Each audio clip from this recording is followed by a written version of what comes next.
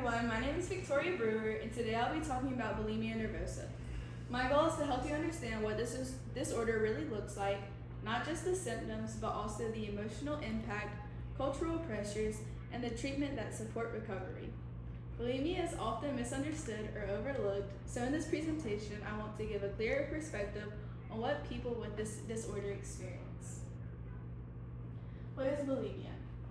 Bulimia nervosa is an eating disorder characterized by a cycle of binge eating followed by compensatory behaviors like self-induced vomiting, fasting, or excessive exercise. A key part of bulimia is that the binge episodes feel out of control and the individual then feels intense guilt or fear about weight gain. Unlike some eating disorders, people with bulimia can appear at a normal weight, which is why it often goes unnoticed. Epidemiology. Bulimia nervosa affects about 1 to 2% of the population. That percentage may sound small, but when you think about population size, that means millions of people. It tends to appear most frequently in adolescence or early adulthood, which is when body image concerns, peer pressure, and major life transitions are most intense. People are diagnosed most often about 3 to 4 times, or women are diagnosed most often about 3 to 4 times more than men. But something important to note is that the rate in men are increasing. We also see higher prevalence in individuals who have anxiety disorders, depression, or perfectionistic personality traits. Symptoms and impact. Bulimia has both behavioral and physical symptoms. Behaviorally, people might hide food wrappers, disappear after meals to purge, avoid eating in public, or follow strict food rituals. Physically, bulimia can cause weight fluctuations, dizziness, trouble concentrating, sleep issues, and dental damage from purging. The core symptoms driving the disorder are fear of weight gain, feeling fat, and over-evaluating body shape and weight. These thoughts create the cycle that keep the disorder going. Cultural and social factors. Bulimia affects about 1 to 2% of women and occurs most often in Western countries where thinness is heavily valued. Social media, filters, and unrealistic beauty standards can worsen body image pressures, especially in teens and young adults. Although bulimia occurs across all racial and ethnic groups, people from marginalized or low-income communities often receive less access to treatment even when symptoms are just as severe. Understanding the cultural pressure helps us understand why bulimia develops and why some people struggle to seek help. Treatment. Treatment for bulimia nervosa involves addressing both thoughts and behaviors. CBT is the most effective approach. It helps individuals identify negative thinking patterns, challenges them, and develop healthier eating habits. For adolescents, family-based therapy helps parents guide recovery and promotes communication between child and parent. Exposure and response prevention helps reduce the urge to purge after eating by gradually exposing the person to trigger situations without allowing the behavior. Medications like SSRIs can reduce binging and improve mood when used with therapy. It is important to note that recovery takes time, but with support, people do get better. Recovering and coping strategies.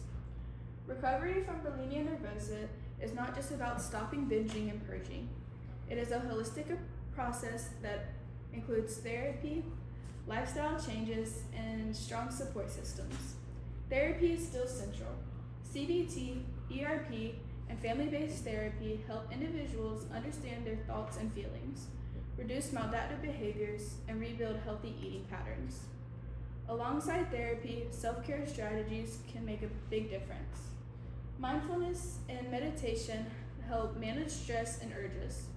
Journaling helps track triggers and identify patterns, while meal planning and balanced nutrition prevent cycles of restriction and binging. Finally, support systems are crucial. Peer support groups, trusted friends and family, and regular check-ins with healthcare professionals all help maintain recovery and prevent relapse. Recovery is gradual, and each person's journey is unique. But combining therapy with coping strategies and support dramatically increases the chances of long-term success. Here I have an interactive CBT activity. CBT focuses on the connection between thoughts, feelings, and behaviors. People with bulimia often have negative thoughts like, I feel fat, or I messed up so now I have to purge. Here I have 2 examples of disordered thoughts and how CBT uses thought reframing to create a healthy thought. My first disordered thought is, I ate too much, I'm disgusting. Through CBT, we would make this a healthy thought into, one meal doesn't define me, I can move forward. My other example is, if I don't purge, I'll gain weight instantly. Our healthy reframe is, my body won't instantly change from one meal, I can let it digest naturally. Now I want to show a short video of someone talking about their personal journey with bulimia nervosa. This clip highlights their experience with treatment and recovery and how therapy helped them regain control over their thoughts and behaviors. Pay attention to how they describe coping with urges, the role of support systems, and what it feels like to work through their recovery.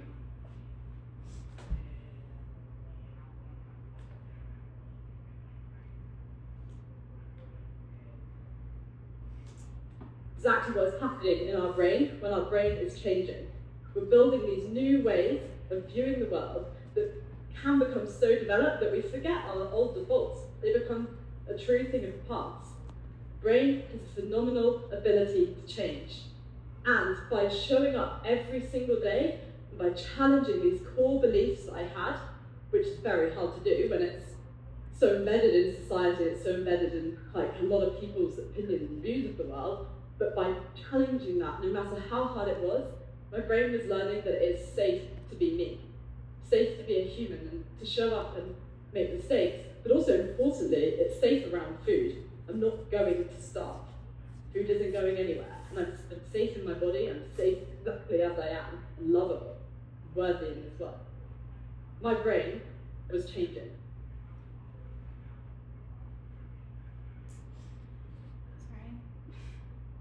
From this video, we can see that treatment isn't just about stopping binging and purging.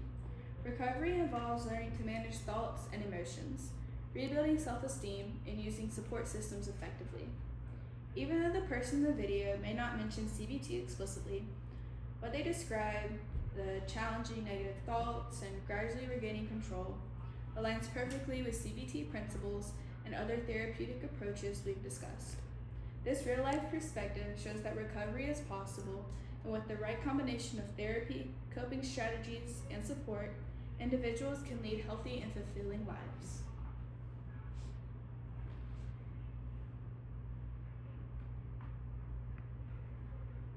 Key takeaways. To summarize, bulimia is a serious but treatable disorder. It involves a cycle of binge eating and compensatory behaviors driven by fear of weight gain and negative body image. There are effective treatments such as CBT, ERP, and family-based therapy, and sometimes medication. Recovery doesn't happen overnight, but with support and patience, people can break this cycle and rebuild a healthy relationship with food and themselves. Thank you for listening.